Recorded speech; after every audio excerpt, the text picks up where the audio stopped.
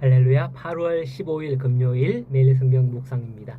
오늘 말씀은 스가랴 9장 1절에서 8절의 말씀입니다. 스가랴서는 1장에서 8장까지가 성전 재건과 같은 시기에 주어진 환상과 계시 말씀이며, 이어서 9장에서 14장 마지막까지는 성전 재건 후에 약 40년 정도의 세월이 흐른 때를 배경으로 한 기록입니다. 이 사이에 굉장히 긴 40년이라는 그런 시간 차이가 있는 거죠.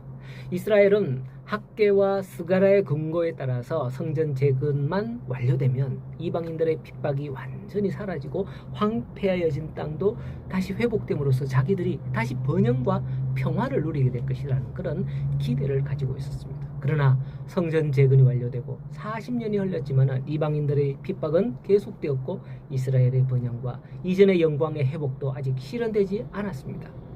이에 그들은 선지자들을 통한 하나님의 약속에 대하여서 의심하는 마음을 가지게 되었을 뿐만 아니라 그들의 신앙에 대해서도 회의를 품기 시작하였던 겁니다. 이에 하나님께서는 스가랴를 통해서 9장부터 계시를 쭉 말씀을 하시면서 그들의 당면한 현실의 문제와 미래의 비전을 바라보면서 신앙을 굳게 하기를 원하시고 계시는 것을 볼 수 있는 겁니다. 스가랴서에서는 하나님께서 이스라엘 백성들을 권면하거나 교훈을 주시기 위해서 두로와 시돈 그리고 블레셋 나라를 사용하는 걸 볼 수 있습니다. 이렇게 볼 때 하나님은 선지자들을 통해서 계시와 징조를 보여주고 심판하실 때 다른 것으로 하지 않으세요. 그 당시 주변의 나라, 그 당시에 현재 그 주변의 나라를 사용하여 심판하는 것을 또 교훈하는 것을 볼 수가 있습니다. 그렇다면 오늘날 우리나라에 대해서도 그렇게 하실 거예요. 미국에 대해서도 반드시 그렇게 하실 것입니다. 말씀에서처럼 하나님께서 선포하시기 전 그들이 왜 이 예언의 말씀을 듣게 되었는가 알고 우리의 문제를 바로잡는다면 우리의 문제는 해결될 겁니다. 이웃 나라를 통해서 이러한 징조가 하나하나 드러남에도 불구하고 목을 곧게 하고 회개치 아니하면 숙이지 않으면 결국 우리도 성경의 말씀처럼 응하게 될 뿐이죠. 특별히 스가랴의 예언은 이 예언이 주어진 당시로부터 약 200년 후에 헬라의 알렉산더가 일으킨 헬라 제국을 통해서 성취되었다고 합니다. 이처럼 본문의 예언이 1차적으로 헬라 제국을 통해서 주변 나라에 대한 심판의 예언이다라고 할 수 있지만 궁극적으로는 만 세대에 걸친 하나님의 백성에 대한 예언이라는 것을 유념하셔야 되고 예수님의 재림을 통한 최후 심판의 예언이라는 걸 명심하셔야 됩니다. 이와 같은 심판 중 7절에 보니까 하나님은 블레셋에 대한 심판을 예언하시면서 그들 가운데 남은 자들이 있어 하나님께로 돌아와 유다 족속에 합류할 것이다 라고 말씀을 하셔요.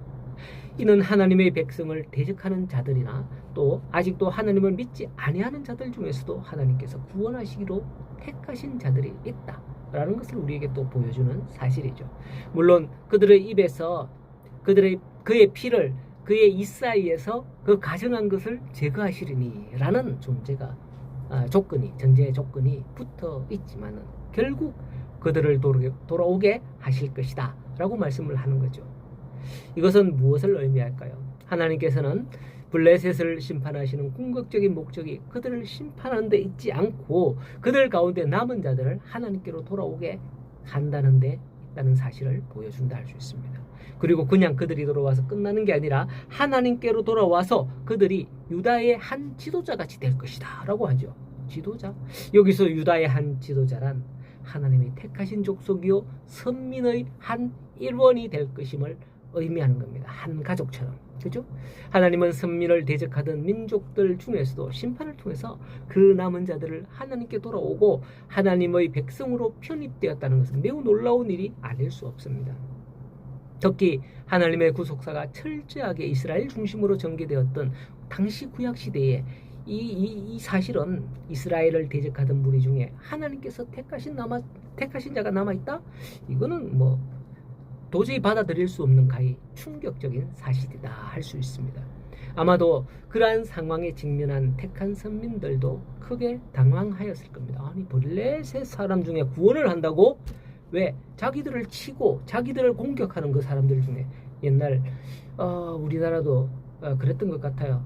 일제강점기 때 막 전부 다 일본 그 시기들 나쁜 그 시기다 이렇게 막 하지만은 가만히 역사적 자료를 가만히 보면 일본 사람들 중에서도 우리에게 잘 해줬던 그런 사람들이 많이 있는 것 같긴 해요. 뭐 어쨌든 그렇습니다. 성도 여러분, 우리들 중 신약 성도들 모두가 존경에 맞지 않는 위대한 사도 바울 아시죠? 모르는 사람 없을 거예요.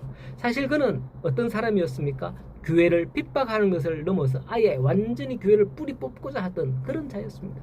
그러나 그는 하나님의 놀라운 은혜를 체험하고 예수 그리스도의 부르심으로 완전히 변화되어 교회와 예수 그리스도만을 위해서 한평생 살지 않았습니까?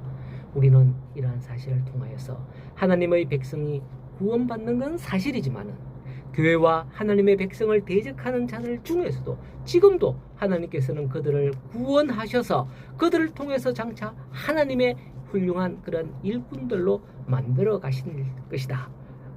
그 유다의 그 지도자들의 일원으로 삼으실 것이다 라는 것을 아셔야 돼요. 지금도 보면 깡패가 변화되어서 목사님이 된 사람도 있고요. 참 많잖아요.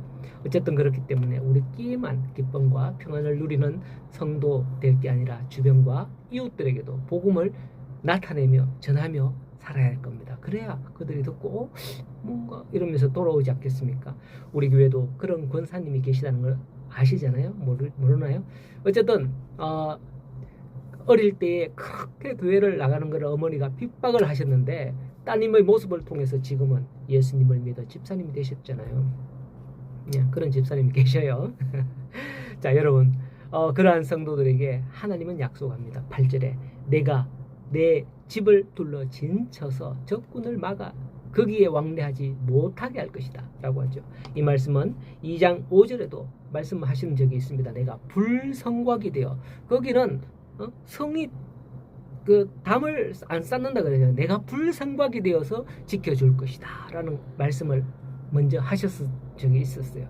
이걸 연상할 정도로 하나님께서는 그렇게 강력하게 보호하시겠다라는 것을 말씀하시는 겁니다. 이러한 약속은 1차적으로 이스라엘 역사 가운데 성취되었어요. 이후 역사에서 보면 또 다른 큰 전쟁이 헬라의 군대가 아까 알렉산더 대왕이라고 했는데 그 군대가 예루살렘 성전을 쳐들어와 파괴하려고 정복하려고 쳐들어왔어요. 예루살렘 성전을 파괴하지 않고 그런데 그냥 그대로 두었답니다. 역사가 요세푸스의 기록을 보면 알렉산더는 예루살렘을 공격하려고 이제 쳐들어와서 앞에서 진을 치고 그 숙박을 하던 중에 전날 밤에 꿈에서 예루살렘의 대제사장이 나타나서 자기에게 나오는 것을 보고는 마음에 감동을 받아서 예루살렘을 짓밟지 않고 그냥 돌아갔다라는 그런 기록이 역사가 요세푸스의 역사 기록에 있다고 합니다. 자, 오늘날 나라도 교회도 가정도 많은 일과 문제점이 얽혀서 복잡한 게 너무 많죠. 이러한 때에 우리를 도우실 분이 하나님이시라는 것을 본문에서는 말씀을 합니다. 그 중에 남은 자가 또한 하나님께로 돌아오신다라고 하죠. 분명히 여러분들을 핍박하고 괴롭히고 하는 그런 분들 중에서 분명히 돌아오실 자가 있다라는 겁니다. 참 어떤 분인지 참 힘들긴 힘들어요. 자, 어쨌든 바로 여러분이거나 아니면 여러분들을 통해서 그들이 주께로 돌아올 수 있기를 간절히 소원합니다. 오늘도 이 말씀과 믿음으로 나아가는 귀하고 복된 하루가 되시기를 간절히 소원합니다.